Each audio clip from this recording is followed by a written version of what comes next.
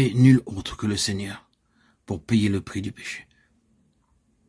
Et cela explique cette solitude. Il n'y avait personne d'assez grand pour porter le péché du monde.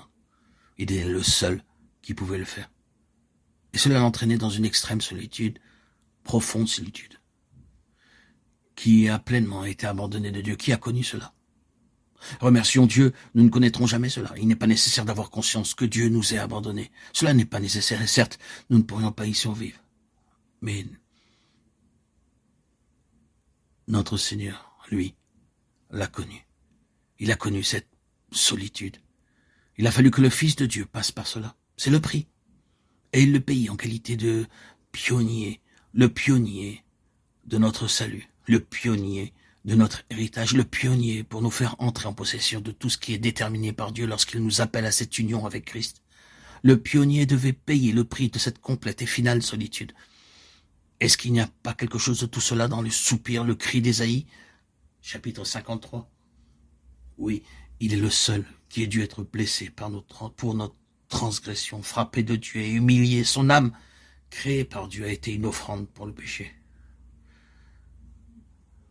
Mon Dieu, pourquoi m'as-tu abandonné? Matthieu 27, 46. Et il verra une postérité, prolongera ses jours, et hors de cette solitude surgira une puissante multitude, les enfants dont tu fus privé. Ésaïe 49, 20. Et c'est le mot final pour l'instant, c'est l'identification avec lui, par la foi et le témoignage. Non, nous ne pouvons pas littéralement et réellement entrer dans cela. Remercions Dieu, ce n'est pas nécessaire. Je veux dire que nous ne sommes pas appelés à passer par tout ce qu'il a dû traverser, mais nous sommes appelés à prendre une position de foi, à attester tout cela d'une manière très pratique. Pas seulement en le saisissant comme si c'était nôtre, mais à reconnaître que c'est seulement à nous, à cause de lui, seulement à nous, en lui. Cela implique une identification de vie avec lui. Cette identification par la foi et par le témoignage est vue comme un commandement de Dieu et comme ce qui devrait être réalisé. Hors du lit du Jourdain, hors du lieu où tout avait été réalisé par le grand pionnier du rachat, des pierres devaient être prises, et remarquons-le par 12 hommes. Prenez 12 hommes parmi le peuple, un homme de chaque tribu. Josué chapitre 4 verset 2. En effet, un homme de chaque tribu est ici représenté. C'est une affaire personnelle pour chacun d'eux. Chaque homme, une pierre. Cela doit être une transaction personnelle, un témoignage personnel, une appropriation personnelle de tout cela.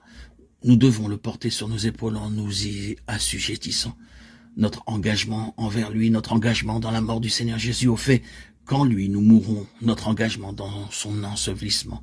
Nous avons donc été ensevelis avec lui, Romains 6, 4. Puis vient notre identification à sa résurrection. Les pierres dans le Jourdain signifient notre union avec lui dans la mort, et l'ensevelissement, les pierres prises hors du Jourdain et dressées pour mémorial sur l'autre rive, typifient notre union avec lui dans la résurrection. Mais il doit y avoir une transaction pratique, personnelle, individuelle. Chaque homme, une pierre. Est-ce que vous avez pris la pierre sur votre épaule personnellement? Est-ce que vous avez fait cela définitivement? Vous savez comment l'apôtre Paul nous dit que le témoignage est né? C'est tellement familier. Nous avons donc été ensevelis avec lui par le baptême en sa mort, afin que, comme Christ est ressuscité des morts par la gloire du Père, de même, nous aussi, nous marchons en nouveauté de vie. Romains 6, 4. C'est une histoire assez claire et si simple. Oui, par le baptême, nous déclarons que nous avons pris la pierre sur nos épaules. Nous avons fait de cela notre responsabilité. Nous sommes définitivement livrés à tout cela. Permettez-moi de dire encore que ce n'est pas simplement être sauvé du jugement, de la mort et de l'enfer, mais c'est être sauvé pour tout ce qui est dans le cœur de Dieu. Pas seulement de Dieu, mais pour.